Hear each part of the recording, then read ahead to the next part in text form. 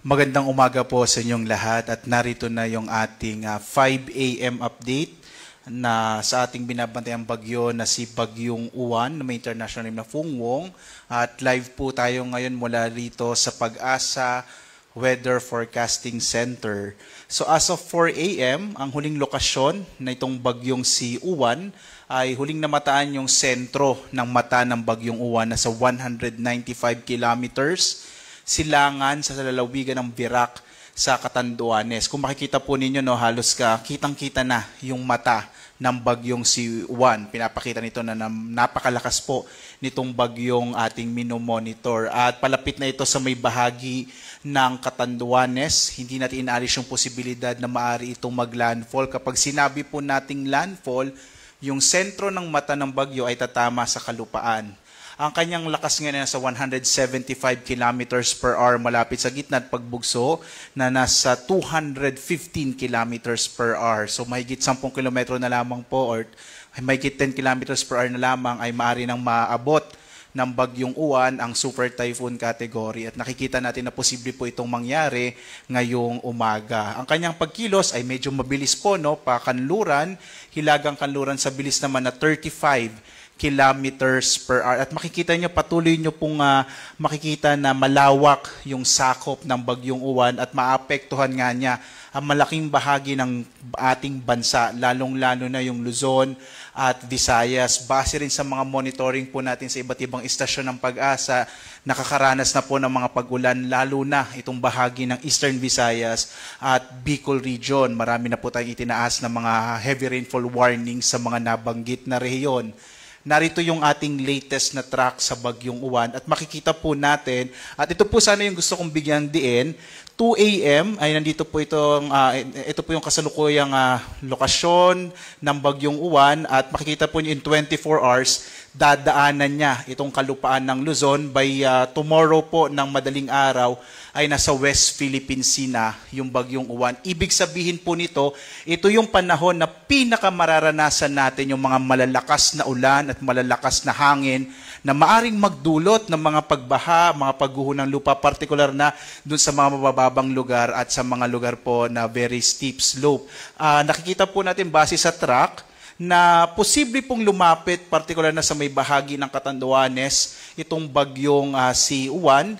Kagaya nung binanggit ko kanina, posible itong tumama sa kalupaan ng Catanduanes. Hindi na po natin inaalis yung posibilidad na yun. At maaari po itong lumakas bilang isang super typhoon ngayong umaga. So either strong typhoon po siya o super typhoon. At makikita rin natin na mamayang gabi, inaasahan na po natin, natatama naman sa kalupaan, either Aurora po or sa may southern part ng Isabela, yung bagyo at babaybayin niya po itong northern or central Luzon bago tuluyang lumabas ng patungo po sa may West Philippine Sea bukas ng madaling araw. Inuulit ko po, no, pinakamararanasan yung malalakas na mga ulan at malalakas na hangin na dulot ng Bagyong Uwan simula po ngayong araw ng Linggo hanggang bukas, lalo na po bukas ng umaga ng Lunes. Posible naman itong lumabas ng Philippine Area of Responsibility araw po ng Martes. Posible po umaga ng Martes. Makikita po natin sa track, maaari siyang muling pumasok ng Philippine Area of Responsibility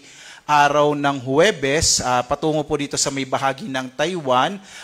Sa ngayon po, patuloy pa natin itong i-monitor at kung makaka-apekto pa ito sa ating bansa. So, posible po siyang pumasok muli ng PAR ng Huwebes, pero by Friday ay muling lalabas. So, maaari din siyang tumama sa may bahagi ng Taiwan bilang isang severe tropical storm category na bagyo. Sa ngayon nga po, nakataas ang signal number 4, particular na sa Polillo Islands, eastern and central portion ng Camarines Norte, eastern portion ng Camarines Sur, sa Catanduanes, eastern portion ng Albay. Signal number 3 naman ngayon sa may southern portion ng mainland Cagayan, Isabela, Quirino, Nueva Vizcaya, Kalinga, the southern portion ng Abra Mountain Province, Ifugao, Benguet, central and southern portions ng Ilocos Sur, La Union, Pangasinan, Zambales. Sa amin po dyan sa Bataan, Tarlac, Pampanga, Nueva Ecija, Bulacan, Aurora, at ang Metro Manila po ay nasa ilalim na ngayon ng signal number 3, Cavite, eastern portion ng Batangas, Laguna, Rizal, nalalabing bahagi ng Quezon, Camarines Norte, Camarines Sur, nalalabing bahagi ng Albay, Sorsogon, Ticao at Burias Islands, Northern Samar, northern portion of Eastern Samar at northern portion ng Samar.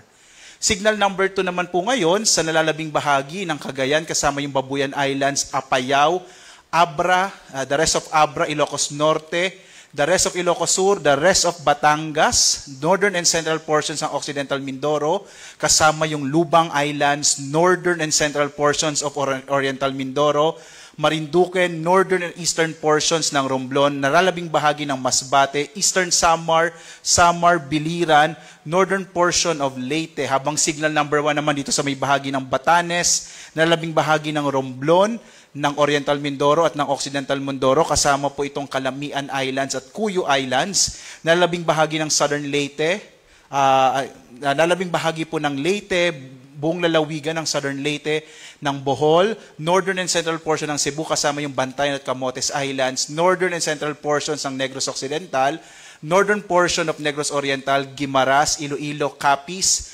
Aklan, Antique, Dinagat Island, Surigao del Norte, northern portion of Agusan del Norte at northern portion of Surigao del Sur. Kung kayo po ay nagtataka dahil hindi nyo pa nararanasan, lalo na sa mga lugar kung saan nakataas yung signal number 3 ng mga hangin, dahil po paparating pa lamang yung bagyo, kaya po posible po na ngayong araw ay simula na pong mararanasan yung mga malalakas na ulan at malalakas na hangin na dulot po ng bagyong si Juan. Kaya po muli po sa mga kababayan natin, lalong-lalo na kung saan nakataas yung signal number 3 at signal number 4, iba yung pag-iingat po at sana by this time po kung kayo po ay nasa mga delikadong lugar, nasa mga madaling bahain o mga lugar po na malapit sa karagatan, sa mga baybay dagat, nawa po kayo po ay nakapag-evacuate na, no?